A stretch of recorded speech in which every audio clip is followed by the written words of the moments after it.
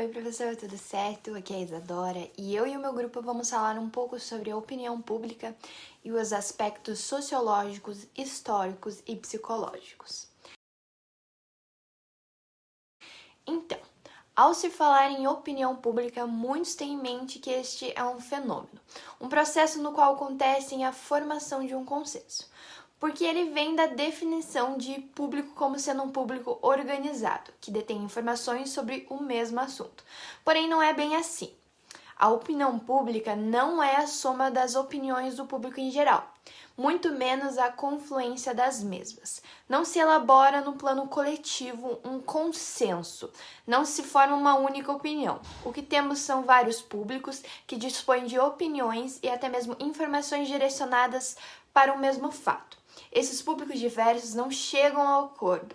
O que acontece é que eles tentam disseminar suas opiniões por meio da mídia. É certo que nem todos os grupos ou públicos possuem a mesma visibilidade midiática, mas são aqueles que conseguem tornar essa pública determinada opinião que saem ganhando. É uma espécie de acordo forjado, ou seja, a opinião pública nada mais é do que opinião de um determinado grupo. Em razão da influência desses grupos na formação da opinião dominante, esse caráter público significa, na verdade, a expressão desta dominância e não a discussão descompromissada de temas com vistas a extrair a melhor posição. Por tudo isso, a opinião pública ela vai funcionar como uma expressão estratégica, que é muito voltada em cobrir interesses particulares e privados, e não de revelar uma opinião pública mesmo. Em outras palavras, a mídia ela vai se movimentar e se nutrir desse ambiente definido e constituído de interesses e opiniões privadas que vão se manifestar como públicas, e acaba se formando uma opinião do público ao invés de uma opinião pública.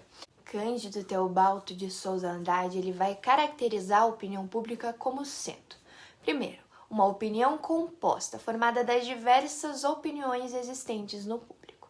E normalmente ela vai ser diferente da opinião de qualquer elemento do público. Ela não é necessariamente a opinião da maioria. Ela não é uma opinião unânime e também está em contínuo processo de formação das diversas opiniões existentes no público. Ela também está em contínuo processo de formação em direção a um consenso completo, porém sem nunca alcançar. Se sabe que esses grupos de interesses, essas pessoas interessadas e espectadores, eles vão constituir o público. Os grupos de interesse ele têm um papel importante na formação da opinião pública. Sendo assim, o desinteresse e a não informação vão contribuir para a ação dos grupos de interesse. E, de fato, a opinião pública ela deve funcionar como um fiscal necessário. E para que isso ocorra, os seres racionais devem se tornar cada vez mais racionais.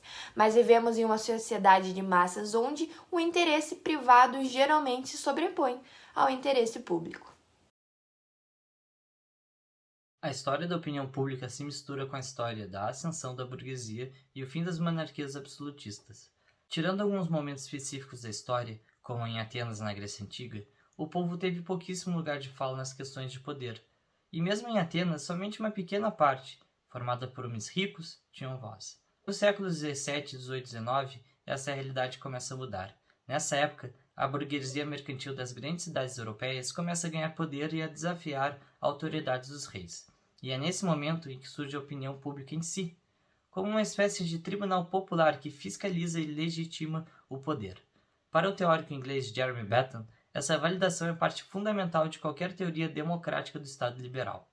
Se na Idade Média o poder do rei era absoluto e provinha diretamente de Deus, e portanto incontestável, os novos donos do poder, a burguesia, precisava se legitimar no governo e formar um consenso entre eles para estabelecer de vez como agentes centrais do Estado e criar a estabilidade necessária para manter a sociedade coesa. Se antigamente o rei era literalmente a lei, como afirmaria Luís XIV da França, o Estado sou eu, agora um conjunto de regras constituídas pela opinião pública formavam as leis, as constituições. Mas é importante frisar que, como na Grécia Antiga, eram poucas pessoas que tinham o poder de opinar e participar da política. Mulheres foram totalmente silenciadas, sendo alienadas da vida pública. Os pobres, operários das fábricas nas cidades e os camponeses que ainda levavam a vida de uma maneira muito parecida com seus antepassados da Idade Média, também não participavam desse processo. Mas com o passar do tempo, os trabalhadores das cidades foram se politizando, criando sindicatos e associações. Movimentos políticos modernos foram se formando e tudo isso graças ao aumento do número de pessoas alfabetizadas. Agora pessoas comuns podiam se reunir, expressar suas ideias, discutir sobre o governo, que ainda era controlado pela burguesia, e finalmente eles pareciam ter voz ativas nas decisões do país. Mas com a chegada da Primeira Guerra Mundial, percebeu-se que o poder popular ainda era muito limitado, e os governantes passariam por cima da opinião pública se necessário. Mas além disso, durante o conflito, os governantes usaram a mídia para manipular a opinião do público, omitindo notícias sobre a verdadeira situação dos frontes e proibindo que jornalistas independentes visitassem os campos de batalha. Essas mentiras foram utilizadas para manter a coesão social e o apoio à guerra. Esse momento marca o declínio da opinião pública, que passaria a ser marcada pela manipulação da mídia de massa. Diversos autores escrevem sobre qual é o conceito de opinião pública de diferentes formas, mas muitos deles concordam que pensar em opinião pública nos remete à ideia de grupo, de público, de opinião e de indivíduo. Segundo Sarah Schultz da VIA, em seu livro Opinião Pública, Técnica de Formação e Problemas de Controle, a opinião é um conjunto de crenças a respeito de temas controvertidos ou relacionados com interpretação valorativa ou significado moral de certos fatos. Para ela, se trata de um fenômeno social ancorado em manifestações coletivas. Daviá também diz que a formação da opinião pública vai além das opiniões particulares e está ligada a influências do meio, tipos de interações sociais, dinâmica social e outros fatores psicológicos que interferem em sua condução. Segundo Sarah, a atitude é uma tendência para atuar, agir, relaciona-se com os hábitos, com os comportamentos e transforma-se em opinião quando adquire um caráter verbal e simbólico. Muitas são as definições para o termo opinião pública, dentre as quais podemos destacar ter ou não um caráter político, ser mais que pura e simples soma das opiniões, pois ela resulta de uma elaboração maior, ser influenciada pelos veículos de comunicação massiva, poder ou não ter origem na opinião resultante da formação do público e não ser confundida com vontade popular. Monique Algras, outra autora, explica que a opinião é um fenômeno social. Existe apenas em relação a um grupo, é um dos modos de expressão desse grupo e difunde-se utilizando as redes de comunicação do grupo. Então, podemos dizer que a opinião tem a sua origem nos grupos, e esses grupos transformam-se em públicos, quando se organizam em torno de temas de discussão e de interesse público. Assim, eles discutem e procuram uma atitude comum. Algras também explica que a opinião pública é declaradamente uma alavanca na mão do demagogo. Daí em diante, aparecerá um duplo aspecto, expressão genuína da vontade do povo e meio de manipulação desse povo. Nem sempre a opinião pública influencia e determina ações. Dessa maneira, é necessário repensar quais são os fatores que interferem na formação e no desenvolvimento da opinião pública. A formação da opinião pública acontece com 3 aspectos: sociológicos, histórico e psicológicos.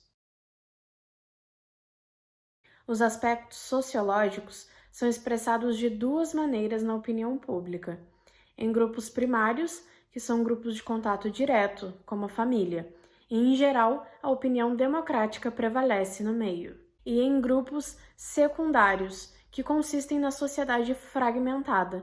Nesse meio, é mais difícil definir uma única opinião, e os meios de comunicação agem como mediadores. A opinião pública é um fenômeno social, que não é implicado pela soma das instituições privadas, mas é o resultado de uma elaboração e consenso, já que seu suporte é o grupo. A opinião pública também é caracterizada por ser uma manifestação de atitudes coletivas, e isso, consequentemente, resulta na existência de opiniões distintas. Além disso, nem sempre no processo de formação da opinião, as pessoas possuem um grau alto de informação sobre o assunto. A ascensão da opinião pública está diretamente relacionada com o aumento do poder econômico e quebra de sigilo político entre 1600 e 1700, em países como França e Inglaterra. Ou seja, quanto maior o conhecimento e poder econômico do indivíduo, também é maior a sua capacidade de opinar com propriedade. E foi com essa liberdade que representantes da sociedade se reuniam para julgar atos políticos de seus representantes, e assim era formada a opinião pública, que tinha voz frente ao poder. Ao longo dos anos, a mídia, também conhecida como quarto poder, começa a crescer, ao mesmo tempo que a opinião pública enfraquece. Assim, a imprensa inicia a mediação que acontece até hoje. Dessa forma, percebe-se que a opinião pública é móvel e varia de acordo com o contexto e cenário. As opiniões podem ser expressadas verbalmente, já que as atitudes são inseridas de diversas formas de expressão humana. Ou seja, as opiniões são expressadas de acordo com o aspecto cognitivo e as atitudes com o emocional. Outro fenômeno presente no aspecto psicológico é o estereótipo. Todo e qualquer indivíduo, não importa o grau, constrói um estereótipo a respeito de algo, alguém, ou empresa ou instituição. Normalmente, eles são um misto de realidade com fantasia, e divididos em 3 tipos. A primeira é a esquematização, quando todas as características positivas e negativas são sintetizadas em um só conceito, assim generalizando a partir do estereótipo. A segunda é a persistência, que é quando algo duradouro persiste e é quebrado, dessa forma instaurando-se um conflito. A última é a imagem própria de um grupo, que é quando é projetado somente as próprias qualidades e os defeitos dos adversários. Um estereótipo muito utilizado e visto dentro da política. Todos esses elementos psicológicos atuam fortemente no indivíduo e são influências na formação da opinião pública.